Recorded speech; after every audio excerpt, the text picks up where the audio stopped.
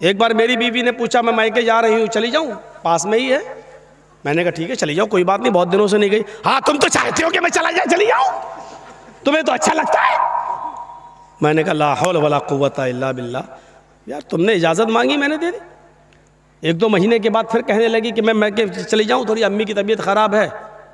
मैंने कहा नहीं अभी तुम्हें जाने की कोई ज़रूरत नहीं है, 2-4 दिन रुको, हम दोनों चलेंगे वो देखने के लिए। लो तो मैं तो आपके घर में क्या नौकर कैद होकर रहूं हैं? मैं जब भी जाना चाहूं तो आप भेजेंगे नहीं? नहीं मैं तो, अब मैंने कहा कि ना जाओ तो कैद करके रख रहा हूं, और मैंने कह दिया चले जाओ तो क्या हो रहा है? लो तुम्हें तो कोई फिक्र ही नहीं, कितनी आसानी से कहती चले जाओ, इसका मतलब तुम्हें मेरी ज़रूरत ही नहीं। ये औरत इसीलिए का टेढ़ी पिछली से पैदा हुई है, सीधा करोगे तो टूट जाएगी लेकिन सीधी नहीं होगी। इसके नाज और नखरे को बर्दाश्त करना पड़ेगा। एक सहाबी का वाक़या बताऊं, हज़रत उनकी बीवी से उनको बड़ी परेशानी थी, तो वो अपनी शिकायत लेकर अल्लाह के हज़रत उमर के पास गए कि हज़रत उमर को कहूँगा तो हज़रत उमर डांटेंगे, मेरी बीवी को सही हो जाएगी। तो वो घर पे गए और दरवाजे को दस्तक दी, उधर से आवाज़ आई अंदर से, बाहर बैठो मैं अभी आ रहा हूँ। और देखा कि अंदर शोर हो रहा है, तो इसने कान लगाया सहाबी ने हज़रत उमर फ़ारूक के दरवाजे पर, तो क्या सुनता है कि उमर फ़ारूक की बीवी उमर फ़ारूक पर बरस रही हैं, ये वो तुम्हें होश नहीं, ये नहीं, ठिकाना नहीं, सब्जी कैसे आएगी, खाना कैसे। और हज़रत उमर जी जी जी करते चले आ रहे, जी ट्रेन आ जाएगा जी जी। अब वो कहने लगा लो ये क्या मेरा इलाज करेंगे, ये तो खुद ही इस बीमारी में मुब्तला हैं। वो चल दिया, वहाँ से वो चल दिया। थोड़ी देर में हज़रत उमर निकले, उसको जाता हुआ देखा, ए हज़रत इधर आओ, इधर। वो कहता क्या, इधर आओ। जी अरे तुम किसी काम से आए थे और बगैर काम के चले जा रहे हो, आओ क्या बात है? कहने कोई काम नहीं है। अरे कोई काम नहीं है क्या मतलब? कहा मैंने काम से आए हो, फिर कह रहे हो कोई काम नहीं है। कहा नहीं अमीरुल मोमिनीन, जिस काम से आया था वो आपके बस का नहीं है। क्या मतलब, कहना क्या चाहते हो? कहा अमीरुल मोमिनीन मैं अपनी बीवी से बहुत परेशान था और हूँ और अभी तक हूँ, तो मैं आया था कि आपको अपनी बीवी की परेशानियां बताऊं, गिनाऊं तकलीफ़ें कितनी देती है, तो आप हमारे बीवी को डांट देंगे। यहाँ आया तो देख रहा हूँ आप ही की बीवी आपको डांट रही है, आप अपनी बीवी को नहीं समझा पा रहे तो मेरी बीवी को क्या समझा पाएंगे? तो हज़रत उमर फ़ारूक ने कहा बैठो इधर और सुनो। कहा क्या? तुम्हारे घर खाना कौन बनाता है? कहा मेरी बीवी। कहा खाना बनाना उसका हक नहीं है शरीयत में है? बताऊं कि ना बताऊं? अगर कह दूंगा तो डर लग रहा कल से ही आप घर की औरतें कहीं ऐसा ना हो कि चढ़ बैठे। हज़रत उमर फ़ारूक ने कहा ये खाना बनाना औरत का हक नहीं है शरीयत में, नान नफ़का आपकी ज़िम्मेदारी है। जब निकाह होता है तो उसमें महर मुतय्यन किया जाता है, लिखा जाता है इतना इतना महर अलावा नान नफ़का, यानी पकी हुई रोटी पका हुआ खाना खिलाना ये आपकी ज़िम्मेदारी है। लेकिन अल्लाह ने मेरी बीवी के दिलों में इतनी मोहब्बत डाल दी है कि वो घरों में बावर्चन बन जाती है, हमारे लिए खाना बना देती है। अच्छा ये बताओ तुम्हारे बच्चों की पेशाब और पायखाने को कौन साफ करता है? कहा मेरी बीवी। कहा ये भी उसकी जिम्मेदारी नहीं है, बच्चा आपका है। बेटा बेटी जो है वो बाप का कहलाता है, बच्चा पैदा हो जाने के बाद वो बाप का है। ये बाप की जिम्मेदारी है पेशाब और पायखाना करे तो साफ करे, लेकिन वो हमारे लिए बेचारी इस लेवल पे आ जाती है, हमारे बच्चों के लिए वो आया बन जाती है और वो उसका पेशाब और पायखाना भी साफ कर देती है। एक एक चीज गिनाते गए, एक एक चीज गिनाते गए। कहा जब ये सारी चीजें हमारी औरतें हमारे लिए और हमारे बच्चों के लिए कर देती हैं, तो क्या हमारा ये हक नहीं है कि उनकी थोड़ी सी डांट सुन लें, उनकी जायज बात भी सुन लें? घर चलाना है तो उनकी थोड़ी बहुत डांट भी सुनो, चले जाओ। और आइंदा ऐसा मत करना। क्या तुमने अल्लाह के रसूल का ये फरमान नहीं सुना कि बीवी औरत जो है वो आदम की पिछली से पैदा हुई है और पिछली टेढ़ी होती है, उसको सीधा करने की कोशिश करोगे तो वो टूट जाएगी लेकिन सीधी नहीं होगी। औरत को सीधा करने की कोशिश करोगे तो तलाक ले लेगी या हो जाएगी, लेकिन वो बिल्कुल सुधरेगी नहीं। इसलिए थोड़ा बहुत उसकी कजी और कभी को तुम्हें बर्दाश्त करना पड़ेगा। जी आप सही कह रहे हैं। बेचारा चला गया। मेरी माँ बहनों, हाथ जोड़ के अब विनती कर रहा हूँ, ऐसा ना हो कि कल तुम ये कहने लगो अब खाना तुम बनाओ, मौलाना साहब ने कह दिया, ये हमारी जिम्मेदारी नहीं है। ऐसा ना हो। बहुत कम जगहों पर हम ये बयान करते ही नहीं है, क्योंकि आजकल औरतें गलत इस्तेमाल भी ले लेती है ना। एक बार मैंने किसी जलसे में कह दिया था कि अगर किसी का शौहर अपनी बीवी को पूरा खर्चा नहीं देता, बीवी बच्चों का, तो बीवी अपने शौहर की जेब से या अलमारी में से उतना पैसा ले सकती है, उसको बताए बगैर, जिसको चोरी नहीं कहा जा सकता है, बताए बगैर ले सकती है, जितने में उसका और उसका खर्चा चल जाए। ये जैसे ही मैंने जिस तकरीर में मैंने कहा, दूसरे दिन मेरी जेब से 5,000 रुपये गायब हो गए। उस दिन से बयान करना छोड़ दिया। ये तो नाजायज़ इस्तेमाल करती है। फिर इतनी इजाज़त दे दो 100-200 रुपये की, तो इनका 100-200 रुपये में कुछ होता ही नहीं है, 5,000। फिर ये होता है कि मौलाना ने कहा तो था ले सकते, तुम देते नहीं हो इसलिए हमने ले लिया। अरे अल्लाह के बंदी, मैंने तो ये कहा है कि जितने में तेरे घर का बच्चों का गुजर बसर चल जाए उतना। हाँ तो क्या हुआ, साड़ी पुरानी हो गई नहीं लाए, फेयर एंड लवली ख़त्म हो गई, लेने जाना है।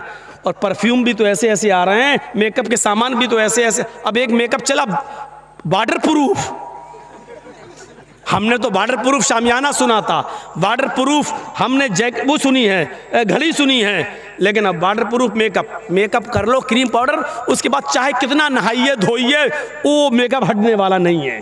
पानी वो वाटर प्रूफ मेकअप भी अब चलने लगे, और ये चलाना पड़ रहा है, क्योंकि बंदरियाँ भी मेकअप कर लेती थी, और जब उनका चेहरा धुलता था तो आड़ी टेढ़ी की तिरछी निकलती थी, तो उनके बच्चे भी नहीं पहचान पाते थे। इसलिए ज़रूरत पड़ी ऐसे मेकअप की जो टिका रहे उनके चेहरे पर, इसलिए वो मेकअप बनाना पड़ा। अब वो बेचारी 80 साल की बुढ़ियाँ भी लगा लेती है, तो ऐसा लगता है कि हाँ ये 25-30 साल की जा रही है, 25-30 साल की। एक सही वाक़या है, मैं बतला रहा हूँ, भोपाल का सही वाक़या है। बेचारी एक 70, 75, 80 साल की बुढ़ी, और उसने नकाब पहन लिया, खूबसूरत बूट वाला, फूलों से चढ़ा हुआ, और वो नकाब लगा के जा रही थी, चेहरा उसका छिपा हुआ था, खूबसूरत बुर्का। अब वो जा रही है तो 18-20 साल का लड़का उसके पीछे लग गया, ये सोचकर कि बुर्का इतना अच्छा है तो बुर्के वाली कितनी अच्छी होगी, नकाब इतना अच्छा है तो नकाब वाली कैसी होगी। अच्छा, वो धीरे धीरे चल रही थी अपनी उम्र के हिसाब से, ये समझ रहा था मुझे लाइन मार रही है, हाँ लिफ्ट दे रही है, धीरे धीरे चल रही है, मतलब सेटिंग हो जाएगी, तो वो धीरे धीरे चल रही। ये बेचारा समझ, थोड़ी दूर जाने के बाद उसने अपना नकाब उठाया और तुतलाते हुए बोला, बेटा तू मेरा पीछा क्यों कर रहा है, मैं तो तेरी अम्मा की उम्र की हूँ। इसने कहा कमबख्त, मेरी तो 1 घंटे की मेहनत ही बेकार चली गई है। तो इसको भी गुस्सा आया, इसने गुस्से में कहा, अरे अम्मा हम अपने लिए नहीं अपने अब्बा के लिए ढूंढ रहे हैं, क्या करें, 1 घंटा इसका बेकार हो गया। ये सही वाक़या मैं आपको बतला रहा हूँ। और जिस लड़के ने ऐसा किया वो हमें आके बता रहा था कि भाई मौलाना अब तो दोस्ती हो गई है, बताना पड़ रहा, बता दिया, लेकिन जलसे में बयान मत करना। मैंने कहा जलसे में तो बयान करूँगा, लेकिन तेरा नाम नहीं बताऊँगा। बड़ा अब ये हाल हो रहा है, ये हाल, तो बुर्के ऐसे, कपड़े ऐसे, और जलसे भी उससे महफूज नहीं। और इबादत की रूह को पहचानने की कोशिश कीजिए। या अय्युहल्लज़ीना आमनू तक़ुल्लाह हक़्क़ तुक़ातिह, इबादत की रूह क्या, तक़वा। और अल्लाह ने क्या कहा, आई ईमानो वालो तुम अल्लाह से डरो जैसा कि उससे डरने का हक है। आई ईमानो वालो तुम अल्लाह से डरो जैसा कि उससे डरने का हक है। अल्लाह की यहाँ सिर्फ नीयत देखी जाती है, नीयत। मेरे भाइयों, वो तमाम तसव्वुरात हम अपने अंदर लाएं, वही तो रूह है, यही तो इबादत की रूह कहलाती है, तक़वा। अभी आपने देखा ना कितना अच्छा काम किया था उसने, बीवी छोड़ी, बच्चे छोड़े, जिहाद के लिए निकला, घर मकान छोड़ा, प्रॉपर्टी ज़मीन जायदाद छोड़ी, लड़ा, मारा भी गया, लेकिन कहाँ गया, काम कितना अच्छा किया, लेकिन नीयत ख़राब थी, कहाँ गया, जहन्नम में। इस आदमी ने काम कितना ख़राब किया, चोर की मदद, जानिया की मदद, काम कितना ख़राब किया, लेकिन नीयत अच्छी थी, कहाँ गया, क्या हुआ, सदका कबूल। उसको मालूम है वो वाकया, वो जो एक आदमी ऊँट पर अपना सारा माल लाद कर ले जा रहा था और जंगल से गुजर रहा था, अपने ऊँट को एक जंगल पेड़ से बांध दिया और लेट गया, आँख खुली तो देखा ऊँट गायब है, ऊँट गायब। और मौलाना जर्जी साहब सफ़र कर रहे हो ट्रेन के अंदर, अचानक आँख खुले पता चला अटैची गायब, क्या बीतेगी।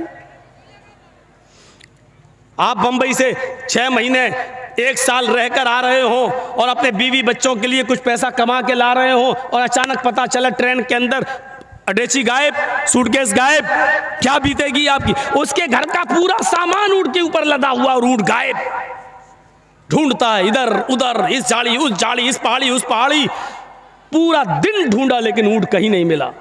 इधर से उधर, उधर से इधर, सब जगह तलाश किया लेकिन ऊँट कहीं नहीं मिला। और आकर फिर उसी जगह पर बैठ गया, या अल्लाह थोड़ा सस्ता लूँ उसके बाद फिर ढूंढूंगा, अब रात में ढूंढूंगा।